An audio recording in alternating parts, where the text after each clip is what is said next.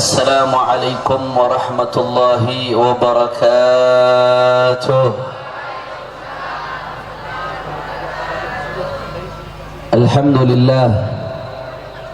Alhamdulillahi rabbil alamin wa bihi nasta'in ala umuri dunya waddin. Allahumma fasalli wa sallim wa barik wa karrim wa majjid wa azzim ala sayyidina wa habibina wa syafi'ina wa nuri qulubina Muhammad al-fatihi lima ughliqa wal khatimi lima sabaq nasiril haqqi bil haqq wal hadi ila siratil mustaqim wa ala alihi wa sahbihi haqqa qadrihi wa miqdarihi al-azim ya fattahu ya alim. Amma ba'd. Para alim ulama, para asatid, para kiai, para sesepuh, para tokoh masyarakat, wabil khusus guru kita bersama, kakak saya, guru saya, al-muhtaram wal mukarram Kiai Haji Ahmad Sobri Lubis. Begitu pula hadir di sini di tengah-tengah kita ada guru kita Kiai Haji Ja'far Siddiq. Begitu pula di sini hadir di tengah-tengah kita tamu kita dari Palestina, Dr. Rushdie. Ya marhaba bikum. Dan semuanya, para kiai, para habaib, para asatid, tidak saya sebutkan satu persatu tanpa mengurangi rasa hormat saya kepada beliau semua. Kita doakan mudah-mudahan para habaib kita, guru-guru kita, wabil khusus Kiai Haji Ahmad Sobri Lubis beserta keluarganya, ibundanya, saudara-saudaranya, mudah-mudahan Allah panjangkan umurnya, Allah sehatkan badannya, Allah jaga zahir batinnya, amin ya rabbal.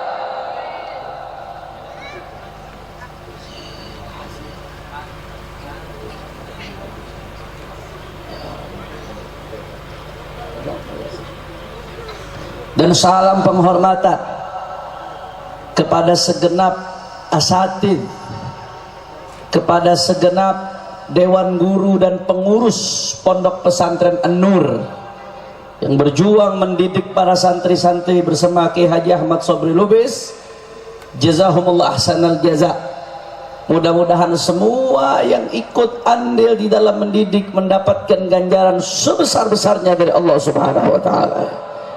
Dan salam penghormatan yang paling istimewa saya hadiahkan kepada hadirin hadirat, muslimin muslimat, wali santri baik laki-laki ataupun perempuan, santri dan santriwati yang hadir pada pagi hari ini. Semua angkat tangannya, kita minta sama Allah, mudah-mudahan tidaklah kita keluar dari tempat ini kecuali semua dosa kita diampuni oleh Allah.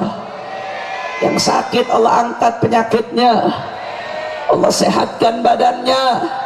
Semua yang hadir dilapangkan rezekinya, dijaga zahir batinnya.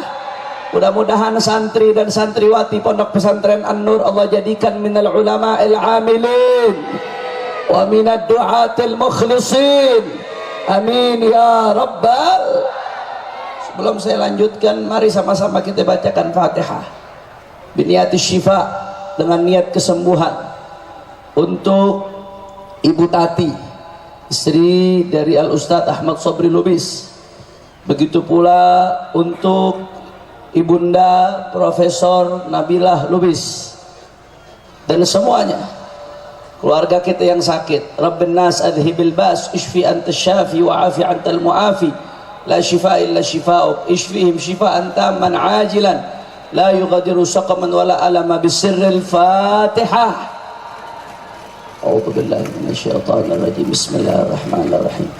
Alhamdulillahi rabbil alamin arrahmanir rahim maliki yaumiddin iyyaka na'budu wa iyyaka nasta'in ihdinas siratal mustaqim siratal ladzina an'amta 'alaihim ghairil maghdubi 'alaihim waladdallin amin. Ahibba'il kiram, alhamdulillah, hari ini saya sangat gembira, sangat senang bisa hadir di wisuda hifdzul Quran dan hifdzul mutun, sekaligus Isra Mi'raj Nabi dan menyambut bulan suci Ramadan. Alhamdulillah.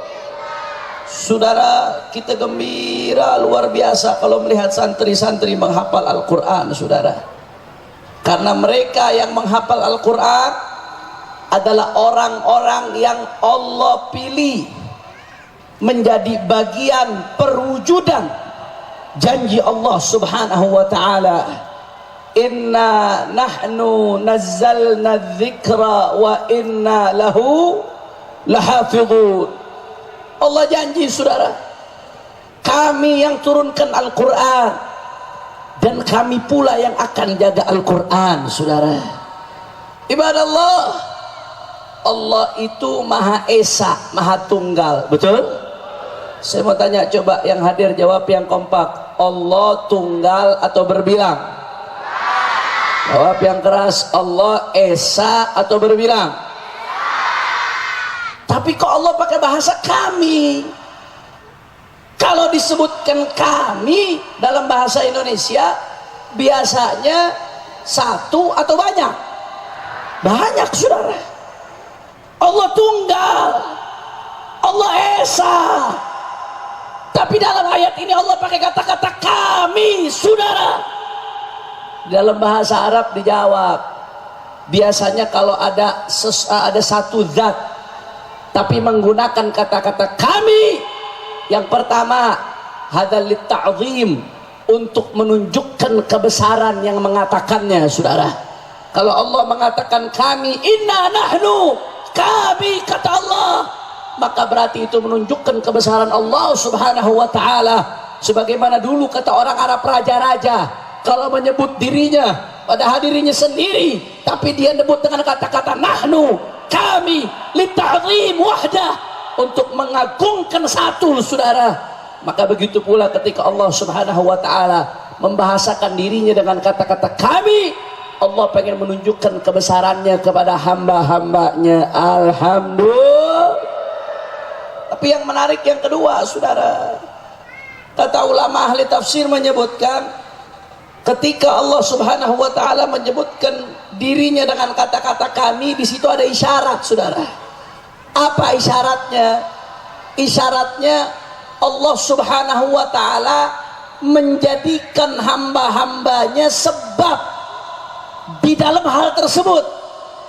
Semuanya Allah yang takdirkan, semuanya Allah yang gerakkan, semuanya Allah yang ciptakan, tapi Allah libatkan hambanya, saudara.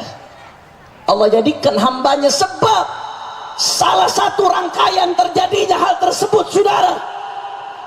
Maka kalau kita kembali ke ayat ini, Allah Ta'ala janji, inna nahnu nazzalna dzikra, kami yang turunkan Al-Quran, kata Allah, dan kami yang akan menjaga Al-Quran, kata Allah. Saudara, Al-Imam Ar-Razi di dalam tafsirnya menyebutkan bagaimana cara Allah menjaga Al-Quran, bagaimana cara Allah melindungi Al-Quran. Tidak berubah satu huruf pun, bahkan satu titik pun dari Al-Quran tidak akan pernah bisa berubah, saudara. Kata Al-Imam Ar-Razi, di antara caranya bi an qayyadallahu ta'ala, Allah menggerakkan beberapa hamba-hambanya, yahfadunahu wa yadrusunahu wa yansyurunahu ila yaumil qiyamah. Allah gerakkan sekelompok hamba-hambanya menjadi penghafal Al-Quran, menjadi duta-duta Al-Quran, menjadi pembawa-pembawa Al-Quran. Dari Nabi Muhammad diutus sampai hari kiamat, mereka para penghafal Al-Quran adalah hamba-hamba pilihannya Allah subhanahu. Masya Allah. Makanya luar biasa Bapak Ibu sekalian. Beruntunglah wali santri, saya ingatkan, beruntunglah wali santri yang anaknya dipondokkan di tempat ini kemudian menghafal Al-Quran, berarti Anda hamba yang dipilih oleh Allah, karena anak Anda menjadi anak yang dipilih oleh Allah Subhanahu wa ta'ala. Beruntung saudara, wallahi demi Allah, jerih payah yang Anda lakukan di dalam menafkahi mereka, membiayai sekolah mereka, mengirimkan uang jajan untuk mereka, demi Allah tidak ada apa-apanya Bapak Ibu sekalian dibandingkan kemuliaan yang Allah Ta'ala berikan kepada para wali-wali santri manakala anaknya telah menghafal Al-Quran, saudara. Alhamdulillah. Bahkan gak sampai di situ Bapak Ibu sekalian, semua yang berkaitan dengan Quran Allah muliakan. Semua yang berkaitan dengan Quran Allah muliakan.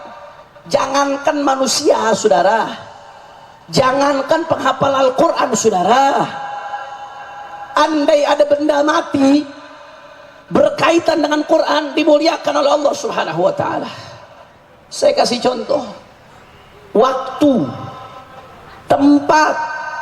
Kalau berkaitan dengan Quran dimuliakan oleh Allah. Tempat saudara, tempat ini benda mati, nggak bisa berbicara, tempat tidak punya nyawa, tapi berkaitan dengan Quran dimuliakan oleh Allah Ta'ala. Saya kasih contoh satu dalam sebuah hadis. Nabi Shallallahu Alaihi Wasallam bersabda dalam hadisnya. Apa kata Nabi Shallallahu Alaihi Wasallam? Saudara, kata Rasulullah Shallallahu Alaihi Wasallam, al-baitul ladzi quri'a fihi al-Qur'an yatara'a li ahli as-sama' kama tatara'a an-nujum li ahli al-ard. Nabi Shallallahu Alaihi Wasallam beliau bersabda tentang rumah terbaik.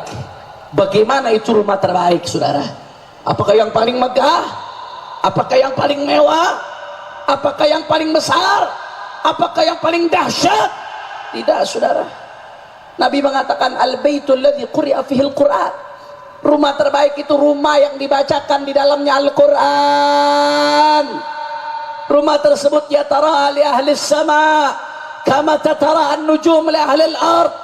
Rumah tersebut nampak terang benderang bagi penduduk langit, sebagaimana kita penduduk bumi terang benderang melihat bintang saudara. Artinya apa? Sebagaimana penduduk bumi tidak ada yang tidak melihat bintang, begitu juga penduduk langit tidak ada yang tidak melihat rumah yang dibacakan di dalamnya Al-Quran. Walaupun rumahnya gubuk, walaupun rumahnya reot, walaupun rumahnya kecil, walaupun rumahnya masih kredit, walaupun rumahnya ngontrak, tapi kalau dibacakan Quran di dalamnya mulia saudara, luar biasa. Benda mati, tidak bernyawa, tidak berbicara, di dalamnya dibacakan Al-Quran, dimuliakan oleh Allah Subhanahu. Apalagi anak-anak Anda Bapak Ibu sekalian, apalagi Bapak Ibu yang memasukkan anaknya ke pesantren belajar Al-Quran. Nah sampai di situ saudara, waktu, kalau benda masih mending masih terlihat, waktu nggak terlihat. Waktu bukan sesuatu yang kasat mata berlalu begitu saja, tapi kita masuk dalam ruang waktu saudara. Tapi waktu manakala bersentuhan dengan Quran Allah muliakan. Bulan yang paling mulia bulan Ramadan, betul? Mudah-mudahan Allah masukkan kita ke bulan Ramadan dan mendapatkan Lailatul Qadar insyaallah. Kenapa Ramadan menjadi bulan paling mulia? Allah jawab dalam Al-Quran, syahrul Ramadan alladzi unzila fihil Quran. Karena Allah turunkan Al-Quran di bulan Ramadan, Allah muliakan Ramadan saudara. Nah sampai di situ, malam paling mulia malam Lailatul Qadar. Kenapa Lailatul Qadar menjadi malam yang paling mulia? Jawabannya sederhana, gampang. Karena Allah turunkan di dalamnya Al-Quran, inna anzalnahu fi lailatil. Allah turunkan Al-Quran di malam Lailatul Qadar. Lailatul Qadar menjadi malam yang paling mulia. Bapak Ibu sekalian bayangkan, malam, bulan tak berwujud, tidak kasat mata, tapi berkaitan dengan Al-Quran, dimuliakan oleh Allah, diagungkan oleh Allah Ta'ala saudara. Bagaimana dengan Bapak Ibu anaknya sekalian saudara? Kalau berkaitan dengan Al-Quran, kalau di dadanya ada Al-Quran, kalau lisannya selalu melantunkan Al-Quran, dan ini anaknya Bapak Ibu sekalian saudara. Nabi mengatakan khairukum man ta'allama Al-Quran wa 'allamah. Sebaik-baiknya kalian bukan yang jabatannya paling tinggi, bukan yang uangnya paling banyak, bukan yang mobilnya paling bagus, bukan yang paling terkenal, bukan, tapi sebaik-baiknya kalian yang belajar Al-Quran dan mengajarkan Al-Quran. Makanya kadang-kadang mohon maaf Bu Pak, saya suka kesel ada orang yang kurang ajar ngomong, kenapa anaknya belajar di pesantren, nanti mau jadi apa, kalau udah lulus mau kerja di mana, mau makan apa, belajar di pesantren, kasihan dia masa depannya suram. Jaga mulutmu saudara. Anak-anak yang belajar di pesantren, mereka belajar Al-Quran, mereka belajar ilmu-ilmu yang diambil dari Al-Quran, mereka belajar alat untuk mempelajari Al-Quran. Saudara, Nabi yang mengatakan khairukum, sebaik-baiknya kalian yang belajar Al-Quran dan mengajarkan Al-Quran. Kalau sudah Nabi mengatakan engkau yang terbaik, nggak butuh lagi omongan manusia. Sabodotaing, saudara. Betul atau tidak? Betul atau tidak? Betul atau tidak? Makanya sekali lagi saya mau katakan hani'an lakum, hani'an lakum, hani'an lakum. Beruntung buat kalian semua, khususnya para wali-wali santri, dan kepada segenap para santri di sini. Anda dididik oleh guru yang sangat mencintai Al-Quran. Bapak Ibu sekalian, saya tahu betul Kiai Haji Ahmad Sobri Lubis, saya tahu betul bagaimana kecintaan beliau kepada Al-Quran. Saudara, selama kami di penjara, habis subuh imam besar ngajarkan kami tasawuf, habis asar Ustaz Sobri ngajar hadis, hampir hatam, tinggal 5 bab lagi saudara, beliau keluar. Kemudian habis maghrib saya bagian ngajak zikir sama ngajar fikih. Setiap jam 9 malam Ustaz Sobri Lubis yang mimpin pengajaran Al-Quran. Saudara, kalau di sini yang diajaran Al-Quran masih anak polos-polos, kalau di sana yang diajaran Al-Quran tatonya dari ujung pala sampai ujung kaki, matanya doang yang kelihatan. Saudara, luar biasa yang diajarkan anak-anak Al-Quran, yang diajar mereka yang nggak pernah nengok Al-Quran, bahkan yang nggak tahu sama sekali huruf Al-Quran. Saya tahu betul beliau yang kawal itu, beliau yang ajarkan itu, beliau yang tertibkan itu. Saudara, di penjara beliau yang fokus kepada Al-Quran, beliau yang atur bagaimana caranya anak-anak yang sudah bisa baca Al-Quran, para tahanan, diberdayakan untuk mengajarkan Iqra. Kemudian setelah mereka rame-rame ngaji Iqra, jam 10 malam saya ingat Ustaz Sobri mimpin mereka ngajar tajwid. Saudara, beliau langsung yang turun tangan mengajarkan Al-Quran. Masya Allah, bahkan saya masih terngiang-ngiang Ustaz, kalau malam jam 10 itu selesai antum ngajar, apa ada gosidahnya tuh, ya Allah sinari hati kami, itu biasa dibaca di An-Nur. Apal nggak santri An-Nur nih? Apal nggak santri An-Nur nih? Coba saya pengen dengar, saya kangen. Biasanya saya dengarnya di penjara itu, Ustaz Sobri yang bawa itu ke penjara. Coba 1, 2, 3. Binuri Qur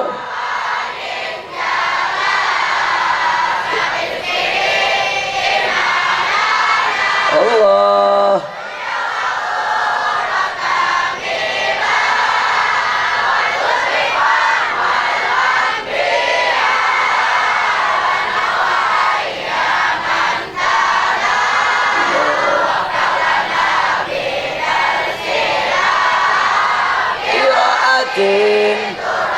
Ta'ala ya Allah.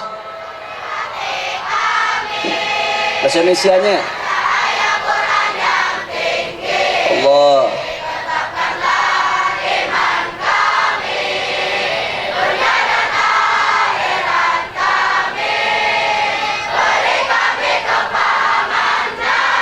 Allah.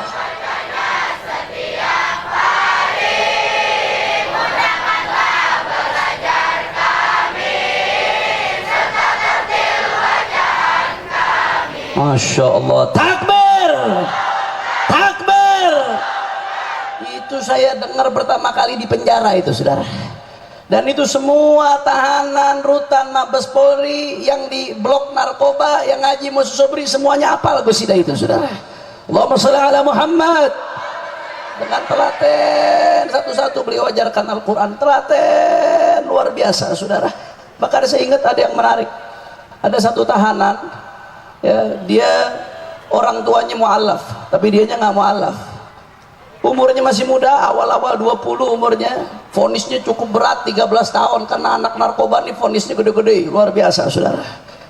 13 tahun vonisnya. Waktu masuk tahanan Pak Bu itu belum bisa baca Quran, alif aja dia kagak tahu. Masuk tahanan dikejar 3 bulan belajar serius, hatam Iqra 6, bisa baca Al-Quran. Alhamdulillah.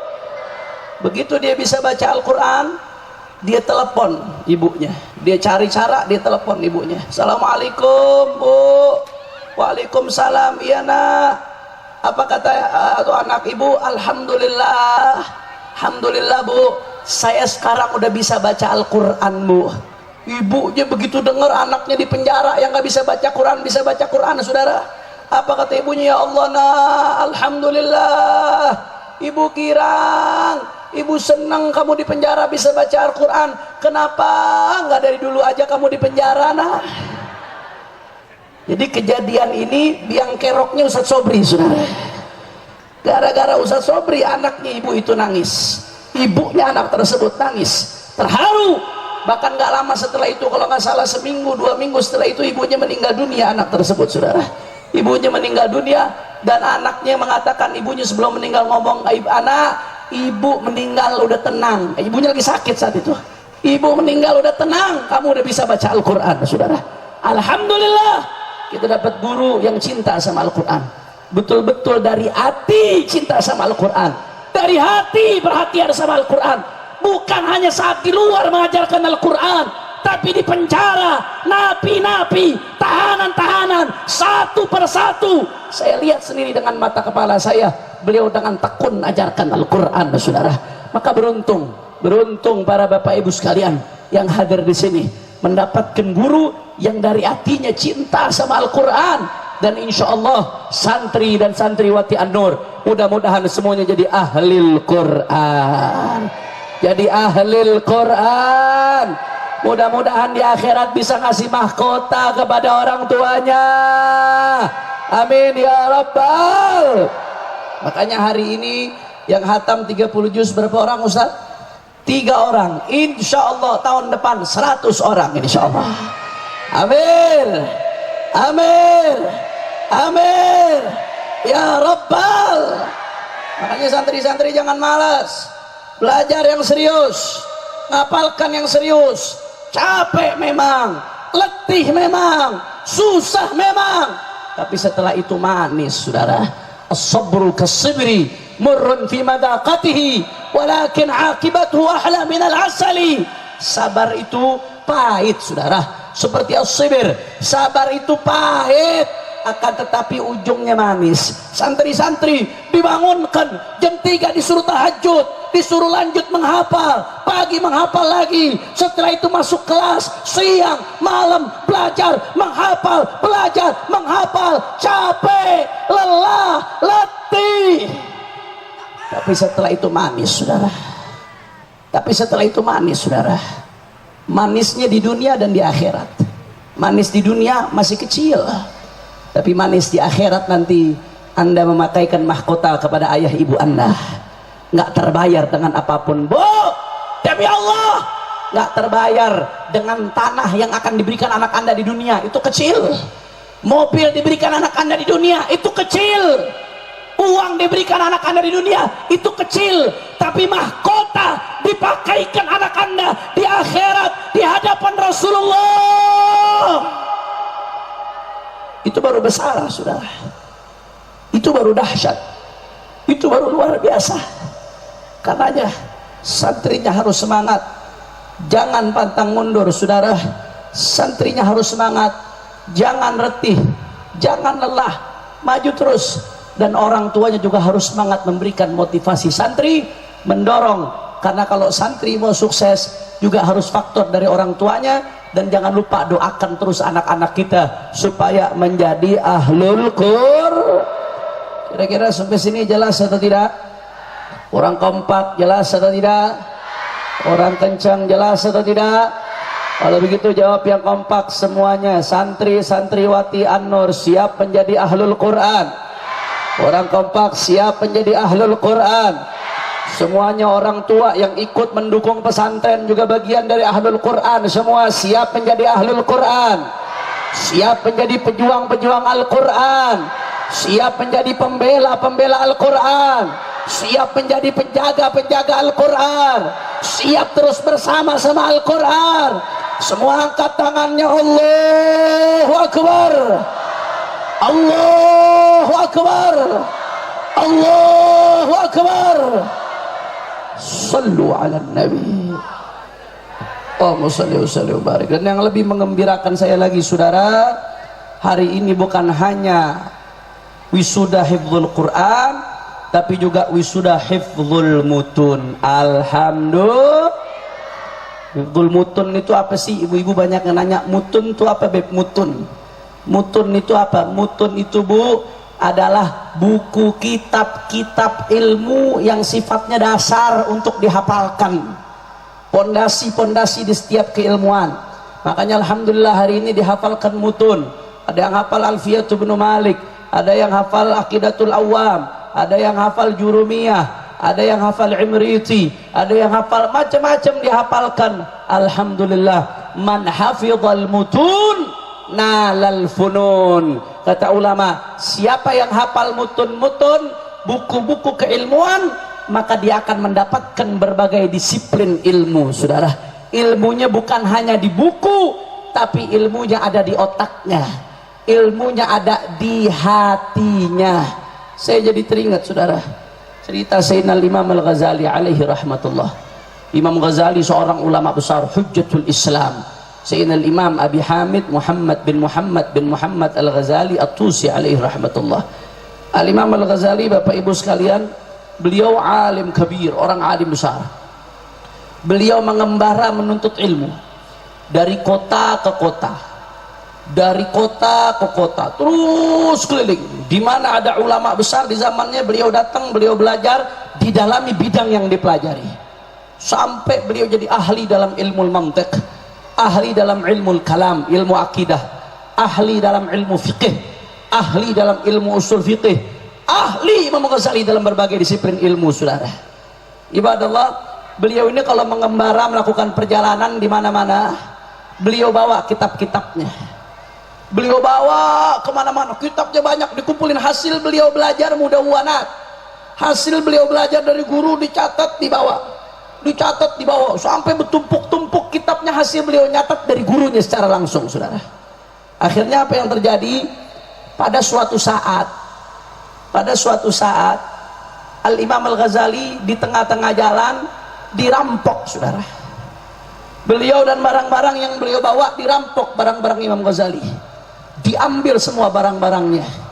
Kita kalau di tengah jalan sendirian dirampok, rampoknya banyak, bawa senjata, kira-kira mendingan pasrah sendiri nih kita nih, ngelawan langsung mati. Yang dia mau ambil barang, dia nggak mau ganggu kita. Kira-kira udah deh biarin aja barang, apa kita ajakin berantem?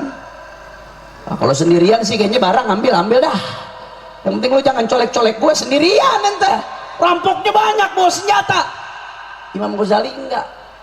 Imam Ghazali disamperin, Imam Ghazali dikejar itu rampok, padahal dia ngambil barang doang. Dikejar itu rampok, saudara. Imam Ghazali dikejar, diikutin. Rampoknya jalan kemana, diikutin Imam Ghazali. Begitu sampai pada satu titik, ini rampok balik badan, nanya, kenapa kamu ngikutin saya? Kamu pengen mati? Kok berani kamu ngikutin saya?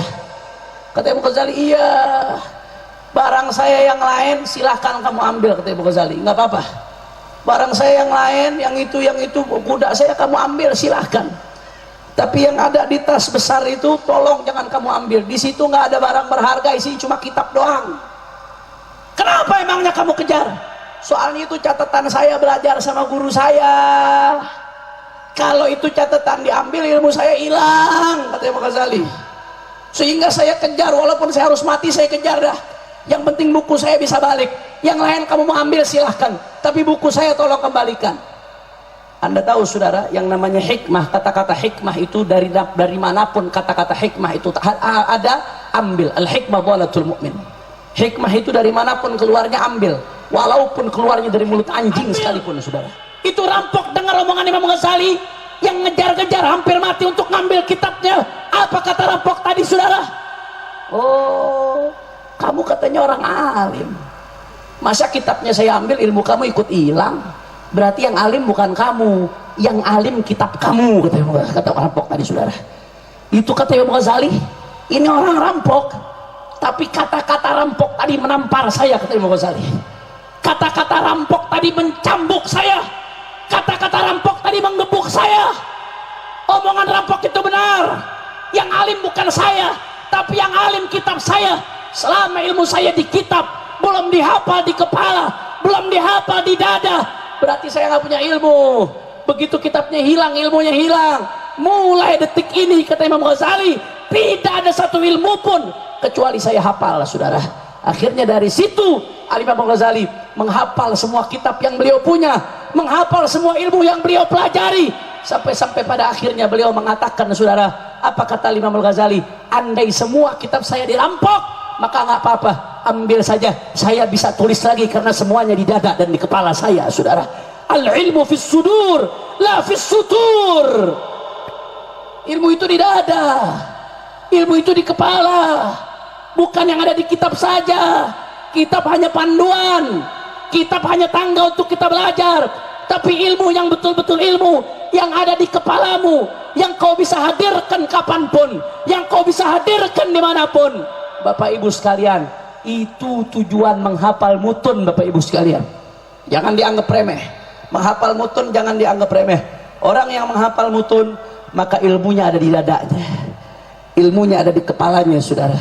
Sehingga dimanapun dia berada, ilmunya bisa dikeluarkan olehnya karena ilmunya sudah dihafal. Alhamdulillah. Makanya sudah bagus program di pesantren An-Nur, sudah bagus.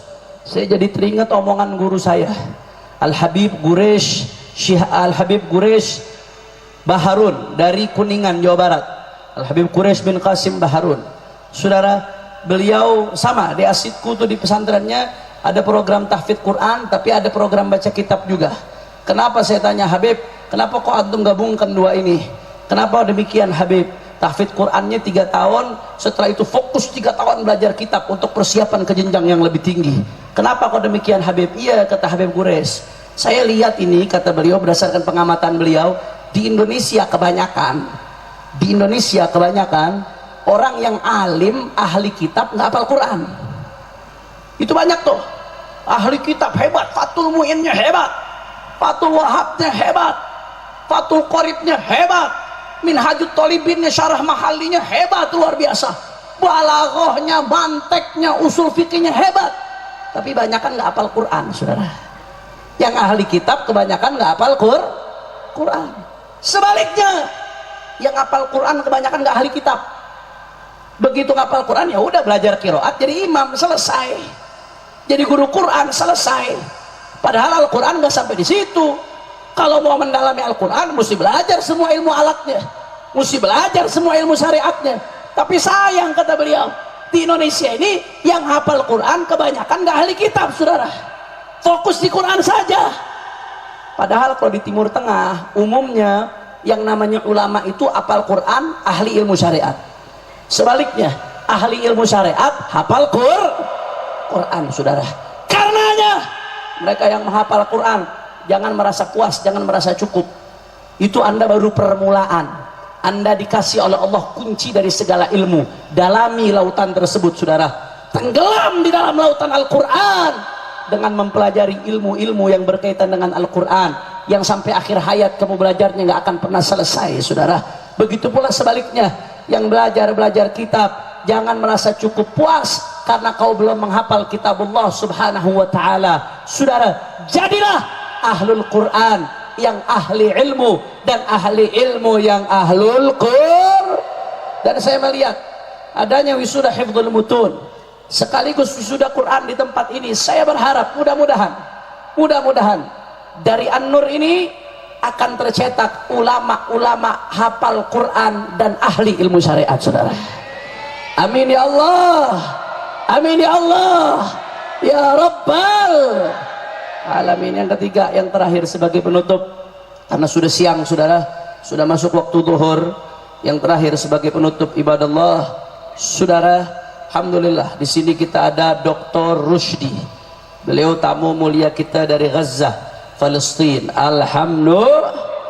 Nah, tapi sayang seribu sayang saudara, saat ini Indonesia sebentar lagi akan menjadi tuan rumah U20 Piala Dunia FIFA World Cup U20, Piala Dunia untuk umur 20. Tuan rumahnya Indonesia setelah ini saudara.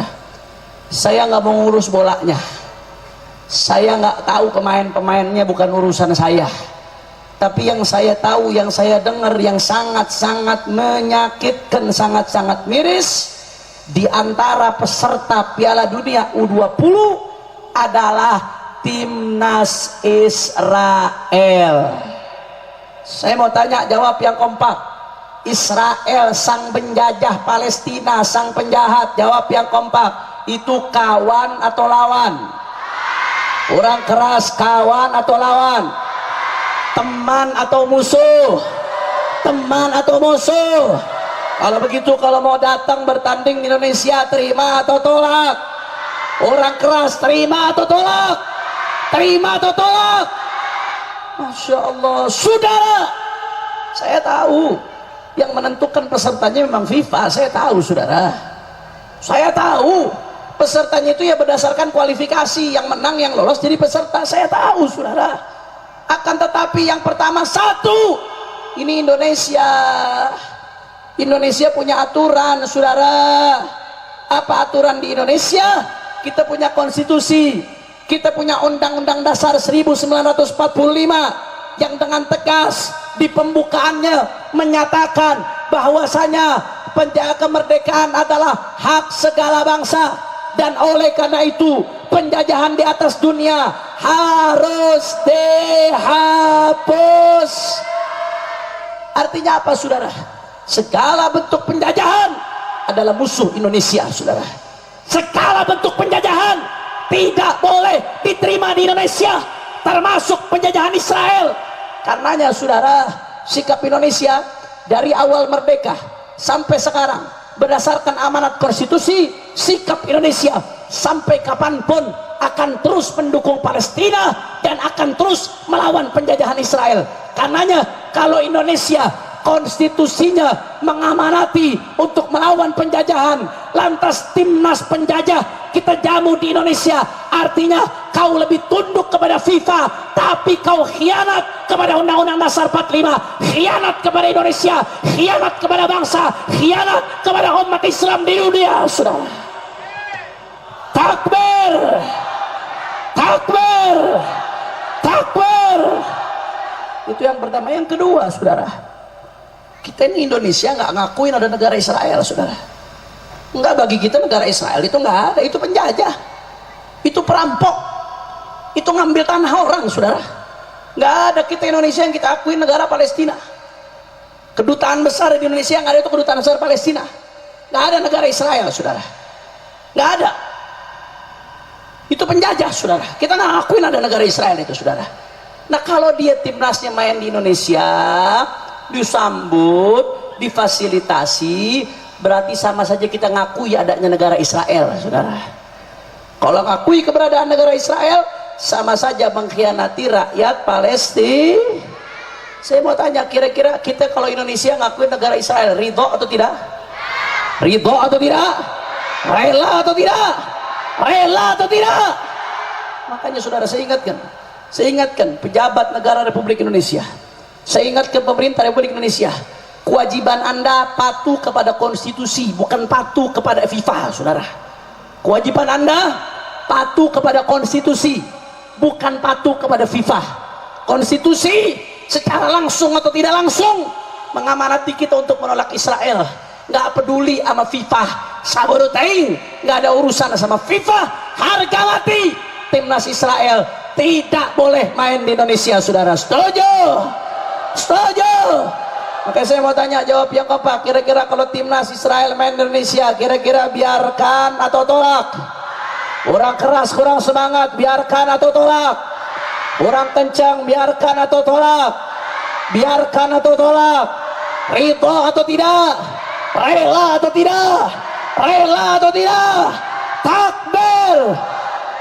Karenanya saudara, kami para habaib, kami para alim ulama, kami para santri, kami umat Islam, kami segenap majelis-majelis ta'lim, dan kami segenap ormas-ormas Islam, sampai kapanpun kami akan bela Palestina saudara.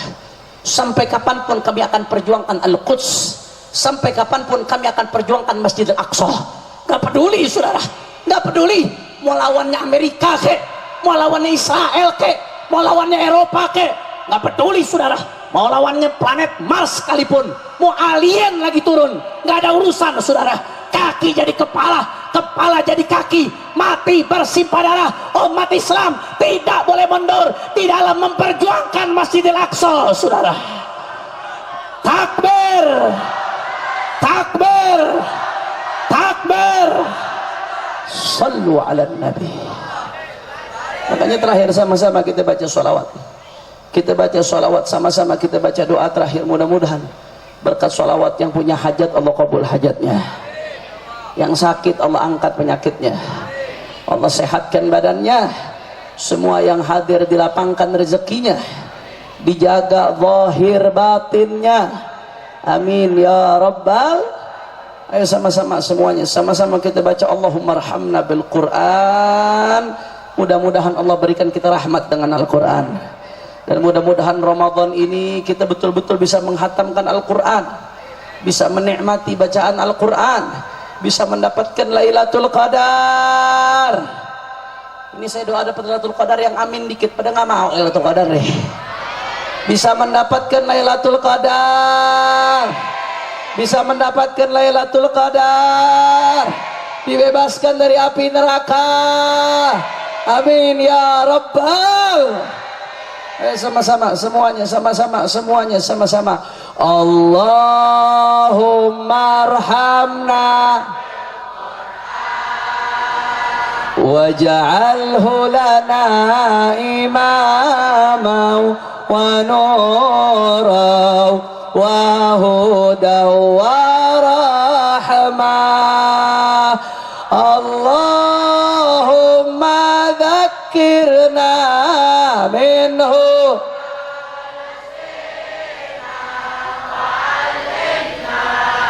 minhum jahilna warzuqna tilawatahu ana al-laili wa atrafan nahar waj'alhu lana hujjatan ya rabbal alamin. Allahumma lebih keras lagi semuanya, waj'alhu lana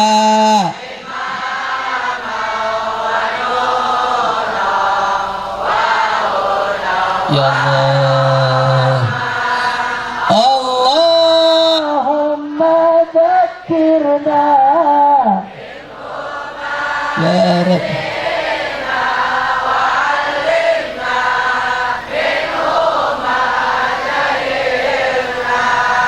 warzuqna tilawatahu ana al-laili wa atrafan nahar waj'alhu lana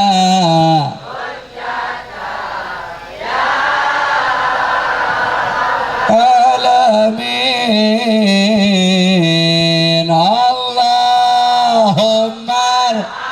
Terakhir lebih kompak, angkat tangan semua, minta sama Allah berkat Al-Quran. Waj'alhu lana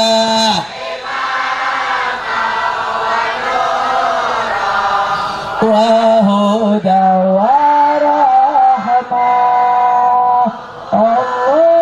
Allahumma dzakkirna